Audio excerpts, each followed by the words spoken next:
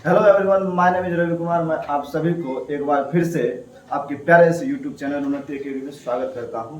और इससे पहले हम लोगों ने यानी कि सॉलिड चैप्टर में यानी कि 50 क्वेश्चन कर चुके हैं, और जो आप लोगों के लिए यानी कि उपयोगी साबित यानी कि हुआ होगा अगर आप सभी ने देखे होंगे। और उसी तरह हम लोग जो है यानी कि नेक्स्ट चैप्टर जो हम लोगों का है वो सोल्यूशन चैप्टर है, और उसमें भी इसी तरह हम लोग क्या करेंगे, 25-25 करके क्वेश्चन जो है हम लोग जो है यानी कि पढ़ते जाएंगे। तो चलिए हम लोग स्टार्ट करते हैं। यानी कि सॉल्यूशन चैप्टर के पहला क्वेश्चन जो है वो क्वेश्चन है कि से यानी कि निम्नलिखित में से कौन अनुसंख्यिकीय गुणधर्म है। तो अनुसंख्यिकीय, सबसे पहले अगर हम लोग बात करें अनुसंख्यिकीय गुणधर्म, तो अनुसंख्यिकीय गुणधर्म की जो इंग्लिश होता है वो होता है कोलिगेटिव प्रॉपर्टी। क्या होता है? Colligative property. Colligative property. Colligative property. अच्छा, कोलिगेटिव प्रॉपर्टी जो होता है वो विलय के कणों की संख्या पर निर्भर करता है। यानी कि वो जो विलय के कणों की संख्या पर यानी कि जो सॉल्यूट पार्टिकल्स होता है उसके पार्टिकल्स पर निर्भर करता है। और कोलिगेटिव प्रॉपर्टी में जो है हम लोग 4 कोलिगेटिव प्रॉपर्टी पढ़ते हैं। तो एक तो होता है RLVP। RLVP का मतलब होता है relative lowering in vapour pressure, यानी कि आपेक्षिक वाष्प दाब में अवनमन। इसको हम लोग कहते हैं आपेक्षिक वाष्प दाब के अवनमन। दूसरा होता है इसमें यानी कि दूसरा जो होता है वो होता है यानी कि relative lowering in vapour pressure, यानी कि आपेक्षिक वाष्प दाब के अवनमन। और दूसरा होता है यानी क्वथनांक उन्नयन। क्वथनांक उन्नयन। क्वथनांक उन्नयन। और जो तीसरा होता है वो होता है यानी कि हिमांक अवनमन। क्वथनांक उन्नयन और होता है हिमांक अवनमन। हिमांक अवनमन। तो ये जो क्वथनांक उन्नयन को हम लोग कहते हैं यानी कि क्वथनांक उन्नयन पहला होता है RLVP यानी कि आपेक्षिक वाष्प दाब में अवनमन। दूसरा होता है क्वथनांक उन्नयन यानी कि ये जो हो जाता है कि boiling points, elevation of boiling points. तीसरा हो जाता है हिमांक अवनमन, डिप्रेशन इन बॉइलिंग पॉइंट्स। और जो चौथा होता है वो होता है osmotic pressure. Osmotic pressure. Osmotic pressure यानी कि परिसारक दाब हम लोग कहते हैं, परिसारक दाब। तो ये जो अनुसंख्यिकीय गुणधर्म है ये 4 प्रकार के होते हैं। एक होता है RLVP आपेक्षिक वाष्प दाब का अवनमन। दूसरा होता है क्वथनांक उन्नयन यानी कि हम लोग जिसको कहते हैं। तीसरा जो होता है हिमांक अवनमन, डिप्रेशन इन फ्रीजिंग पॉइंट। और जो चौथा होता है ऑस्मोटिक प्रेशर। इस चारों में से जो भी होगा वो क्या होगा? Colligative property. और इसमें दिखाई दे रहा है कि यानी कि एक पहला ऑप्शन है कि सायनता, दूसरा ऑप्शन है कि पृष्ठनाव, और तीसरा ऑप्शन है प्रासनाव। इसका मतलब है कि इसका जो राइट आंसर होगा option D number is the right answer. उसके बाद हम लोग देखते हैं 2 नंबर में नेक्स्ट क्वेश्चन है कि 0.01 एम ग्लूकोज विलयन की तुलना में 0.01 एम जो है MgCl2 विलयन की हिमांक में अवनमन कितना है। तो ये सभी के लिए हिमांक अवनमन के लिए जो हम लोग जो फार्मूला जानते हैं, तो जो हिमांक अवनमन के लिए जो फार्मूला होता है यानी कि डेल्टा TF बराबर होता है KF इंटू हो जाता है M मतलब मोलैलिटी। M मतलब होता है मोलैलिटी। M मतलब होता है मोलैलिटी। मोलैलिटी यानी कि मोललता। मोललता। और M के जो फार्मूला होता है नंबर ऑफ मोल्स बटे ये होता है यानी कि किलोग्राम में जो होता है ये सॉल्यूट विलायक के द्रव्यमान। विलायक के द्रव्यमान ये होता है। उसके बाद देखा जाए तो यहाँ पे कह रहा है कि 0.01 मोल यानी ग्लूकोज विलयन की तुलना में 0.01 एम जो है MgCl2 की विलयन की तुलना में हिमांक अवनमन क्या है। तो इसमें जो है देखा जाए हिमांक अवनमन की, तो ये जो है हिमांक अवनमन हम लोग जो सही जो हिमांक अवनमन निकालते हैं वो निकालते हैं भांट ऑफ फैक्टर के यानी मदद से। जो भांट ऑफ फैक्टर होता है I बराबर जो होता है हम लोग जो फॉर्मूला जानते हैं कि I भांट ऑफ फैक्टर को हम लोग I से प्रदर्शित करते हैं। और I बराबर जो फॉर्मूला होता है यानी कि जो कोई भी अगर इलेक्ट्रोलाइट्स हो या नॉन इलेक्ट्रोलाइट्स हो उसके जो है यानी कि टूटने से पहले, वियोजन से पहले, उसके वियोजन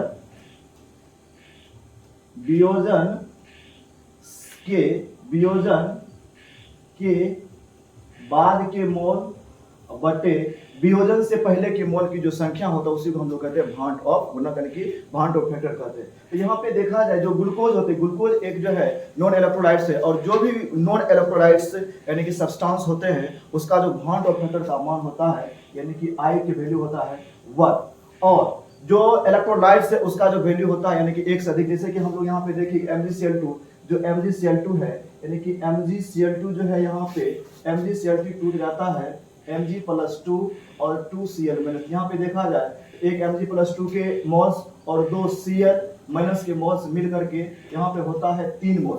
और यहाँ पे जो ग्लूकोज होता है, जो ग्लूकोज क्या होता है वो जल में यानी कि जो ग्लूकोज होता है ये जल में जो है आयनीकृत नहीं होता है, जिसके कारण इसका जो है 1 ही मोल होता है। इसका सही जो आंसर होगा यानी कि ग्लूकोज के 1 मोल यानी कि जो ग्लूकोज है वो 1 मोल, और यहाँ पे जो है MgCl2 कितने मोल हो गया, इसका 3 मोल हो गया। इसका जो सही आंसर होगा यानी कि जो है 0.1 m ग्लूकोज विलयन की तुलना में 0.01 m जो है MgCl2 विलयन की हिमांक में अवलंबन जो होगा वो उससे क्या होगा, लगभग 3 गुनी। इसका मतलब है कि मेरा जो सही आंसर होगा option number C is the right answer. उसके बाद तीसरा क्वेश्चन की अगर हम लोग देखें तो तीसरा क्वेश्चन में ये देखते हैं कि कैल्शियम नाइट्रेट यानी कि CaNO3 के हॉल 2 में भांट ऑफ गुणक क्या होता है। हम लोग सीधे से कोई भी इलेक्ट्रोलाइट्स को जब हम लोग जो भांट ऑफ गुणक निकालते हैं उसको क्या करते हैं, आयन में टूट जाते हैं, और आयन में टूटने के बाद जो उसमें मोल की संख्या होता है उसी को हम लोग कहते हैं भांट ऑफ फैक्टर।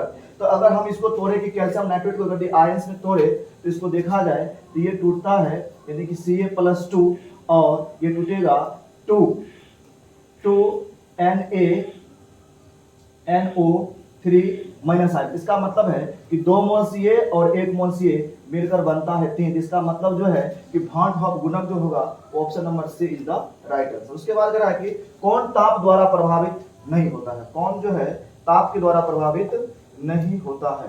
तो देखा गया कि ऑप्शन नंबर ए में है नॉर्मलता, ऑप्शन नंबर बी में है मोललता, ऑप्शन नंबर सी में है मोललता, ऑप्शन नंबर डी में जो है फॉर्मलता।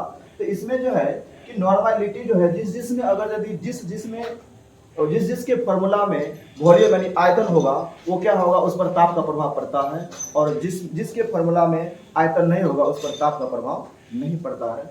जैसे कि हम लोग अगर देखें तो नॉर्मलता को हम लोग n से प्रदर्शित करते हैं, और नॉर्मलता बराबर होता है यानी कि इक्विवेलेंट नंबर ऑफ इक्विवेलेंट बटे वॉल्यूम ऑफ सॉल्यूशन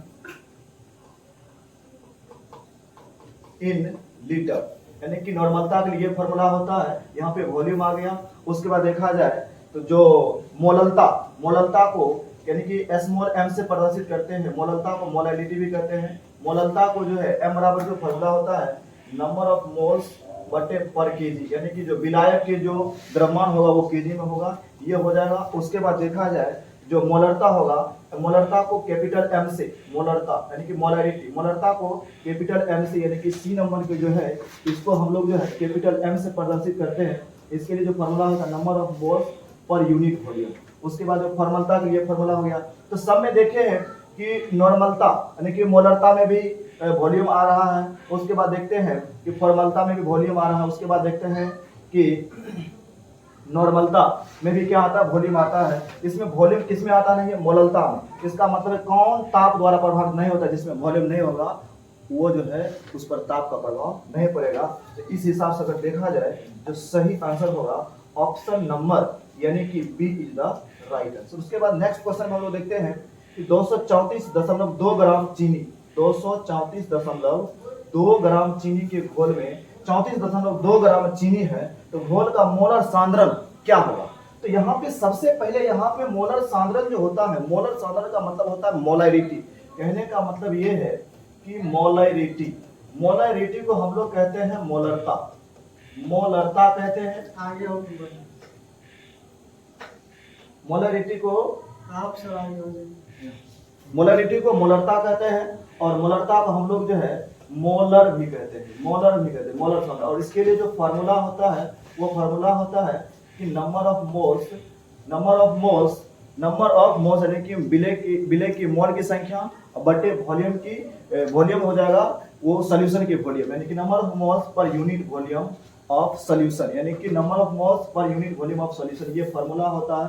और इसमें देखा गया है कि इसमें जो है जो वॉल्यूम की वैल्यू वो दिया नहीं गया है, जब वॉल्यूम को वैल्यू दिया ही नहीं गया है तो यहाँ पे हम लोग क्या कर सकते हैं, मोलैरिटी निकाल नहीं सकते हैं। इसका मतलब है कि अगर बिहार बोर्ड में इस तरह के क्वेश्चन पूछ दिया जाए तो उसमें क्या होगा, ये आपका क्वेश्चन स्टार क्वेश्चन होगा, और जो स्टार क्वेश्चन होते हैं उसको बनाया नहीं जाता है और उसके लिए आपको बोनस मार्क मिलता है। इसका मतलब है इसका कोई भी ऑप्शन जो है सही नहीं होगा, यानी कि सभी के सभी ऑप्शन गलत है। क्यों?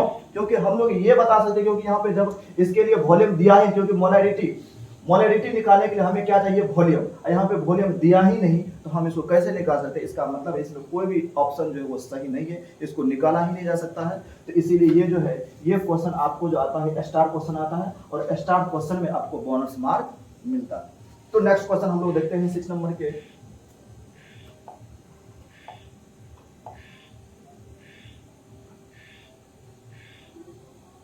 इस नंबर में कह रहा है कि मोललता की अगर हम लोग बात करें, 6 नंबर में कह रहा है कि मोललता की अगर हम लोग बात करें, मोललता प्रदर्शित होती है किससे? तो मोललता की अगर हम लोग बात करें तो मोललता को इंग्लिश में हम लोग कहते हैं मोलाइलिटी, और मोलाइलिटी को स्मॉल m से प्रदर्शित किया जाता है। और स्मॉल m की जो वैल्यू होती है, यानी कि 1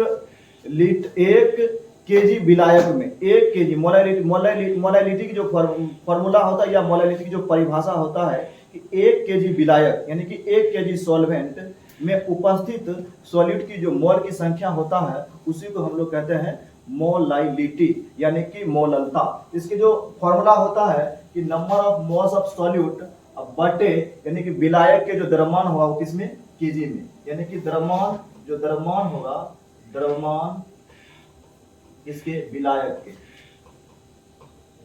के द्रव्यमान किसमें, विलायक के द्रव्यमान जो होगा वो हो जाएगा किसमें, केजी में। विलायक के द्रव्यमान किसमें, केजी में। अर्थात हम लोग लिख सकते हैं कि n बटे यानी केजी, n बटे केजी, विलायक के केजी। तो कह सकते हैं कि यहाँ पर अगर इसका यूनिट निकाला जाए तो जो n है वो मोल है, और मोल की यूनिट जो होता है मोल ही होता है। यहाँ पे क्या हो जाएगा, इसका मोल n की यूनिट मोल हो जाएगा। उसके बाद केजी, तो नीचे में केजी है तो क्या हो जाएगा, पर केजी, या हम इसको लिख सकते हैं कि मोल केजी इनवर्स। तो इस हिसाब से इसके यूनिट के हिसाब से इसको बांटा गया है।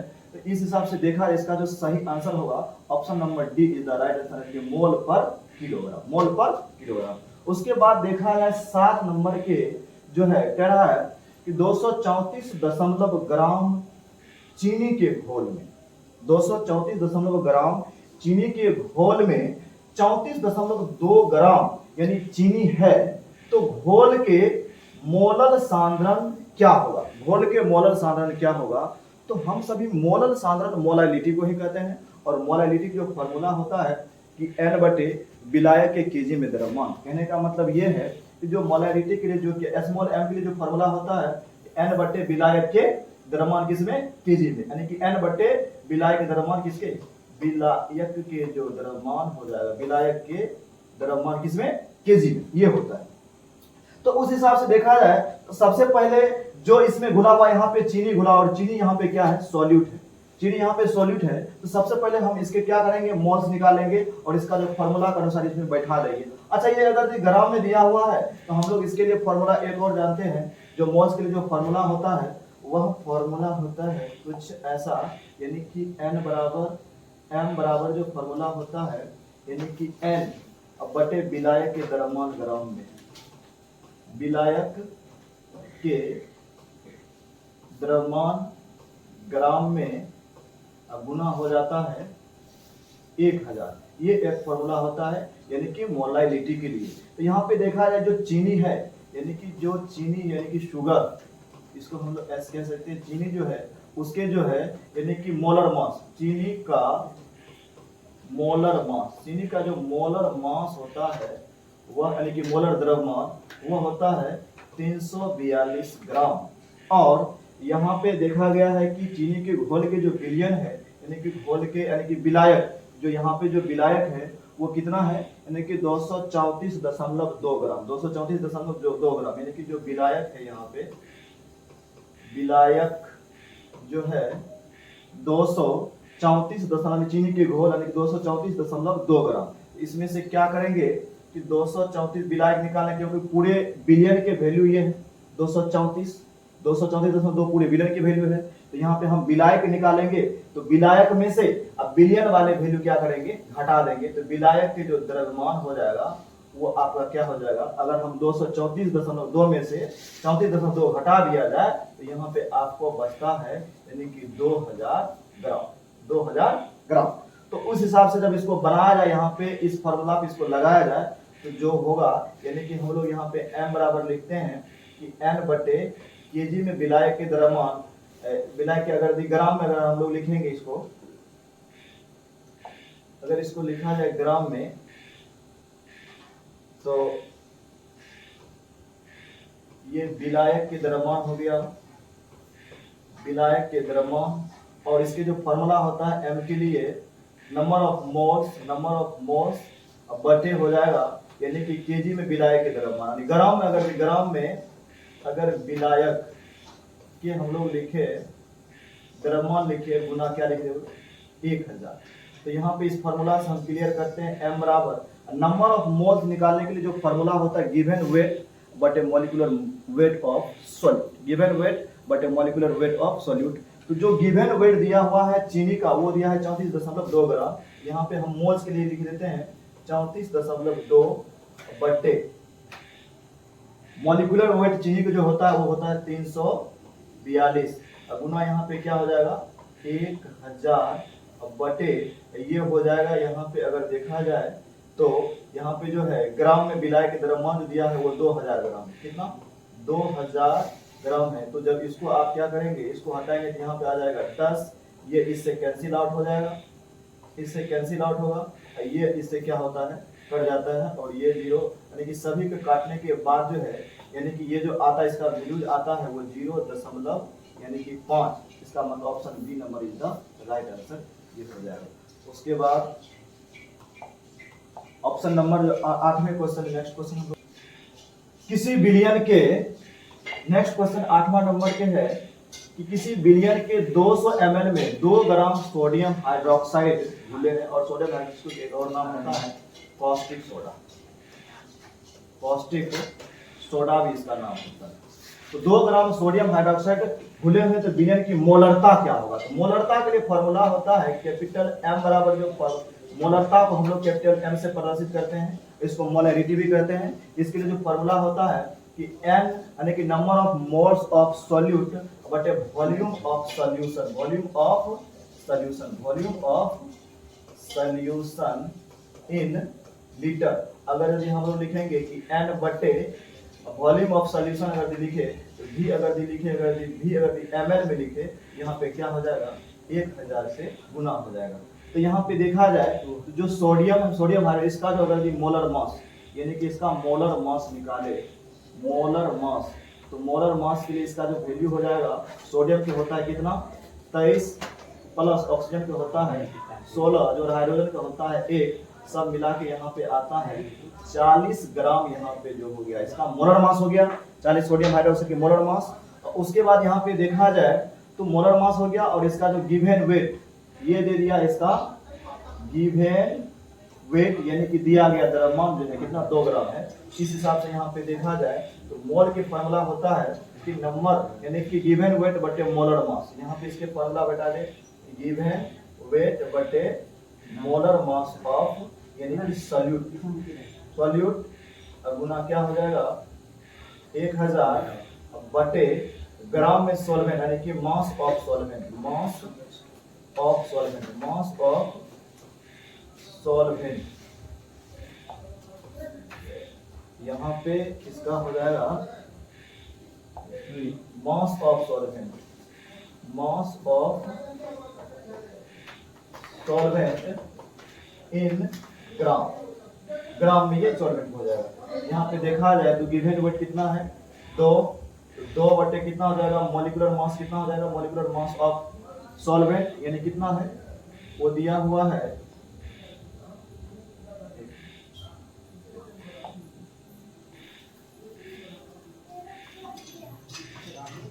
इसका जो सही हो जाएगा ml अगर लगाएंगे तो यहाँ पे नंबर ऑफ मोल्स निकालने के लिए यहाँ पे 2 ग्राम गिवन वेट दिया हुआ है, गिवन वेट 2 बटे यहाँ पे हो जाए इसका मॉलिक्यूलर मास कितना 40 ग्राम, यहाँ पे 40 ग्राम लिखते हैं गुना क्या हो जाएगा 1000। अब वॉल्यूम दे दिया सॉल्यूशन कितना 200 ml, यहाँ पे 200 लिख देते हैं।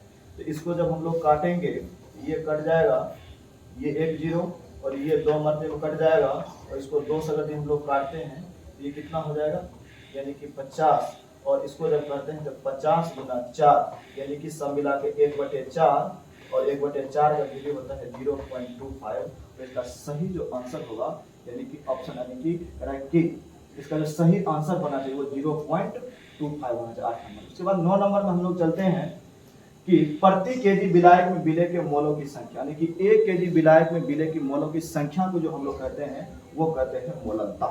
क्या कहते हैं उसको, मोललता कहते हैं। 1 केजी विलायक में विलेय के मोल की संख्या क्या कहते हैं, मोललता। और मोलरता कहते हैं यानी कि 1 लीटर सॉल्यूशन में 1 लीटर सॉल्यूशन में उपस्थित विलेय के मोल की संख्या को हम कहते हैं मोलरता। और जो सामान्यता कहता है जो 1 लीटर सॉल्यूशन में उपस्थित विलेय के एकविभाजित संख्या को हम लोग कहते हैं सामान्यता। इसका मतलब इसका जो सही आंसर होगा प्रति 1 केजी विलायक में विलेय के मोलों की जो संख्या होता है उसको हम लोग कहते हैं मोललता, और इसको हम लोग मोलाइलिटी भी कहते हैं, और इसको स्मॉल m से प्रदर्शित किया जाता है। उसके बाद हम लोग देखते हैं क्वेश्चन नंबर 10 में कि निम्नलिखित में से यानी कि कौन सी विलयन जो है सांद्रता की इकाई है जो तापमान से प्रभावित नहीं होता है। हम आपको बताए थे कि जिस कॉन्सेंट्रेशन के यानी कि सांद्रण के फॉर्मूला में अगर उसमें वॉल्यूम आया तो उस पर ताप का प्रभाव पड़ेगा, जिसमें वॉल्यूम नहीं है उस पर ताप का प्रभाव नहीं पड़ेगा। तो यहाँ पे मोलरता में यहाँ पे वॉल्यूम है, क्योंकि मोलरता के लिए हम लोग जो कैपिटल M के लिए हम लोग जो फॉर्मूला लिखते हैं वो लिखते हैं यानी कि नंबर ऑफ मोल्स बटे volume of solution in litre, यानी कि 1 लीटर सॉल्यूशन में उपस्थित मोल की संख्या को हम लोग मोलरता कहते हैं। उसके बाद अगर देखा जाए तो यहाँ पे कि मोललता जो होता है ये होता है कि 1 केजी विलायक में उपस्थित 1 केजी विलायक में उपस्थित मोल की संख्या हम लोग मोललता कहते हैं। यानी कि इसका जो स्मॉल m के लिए जो फॉर्मूला होता है कि नंबर ऑफ मोल्स अब बटे वो क्या हो जाएगा विलायक के द्रव्यमान केजी, यानी कि विलायक के द्रव्यमान हो जाएगा किसमें, केजी। विलायक के द्रव्यमान किसमें, केजी में। तो यहाँ पे तो मास आया, इसका मतलब है कि इस पर ताप का प्रभाव नहीं पड़ेगा। तो कह रहा है कि निम्नलिखित में से कौन सी विलयन सांद्रण की इकाई है जो तापमान से प्रभावित नहीं होता है। इसका मतलब इसका जो सही आंसर होगा option number 3 is the right answer. Next question हम लोग देखते हैं।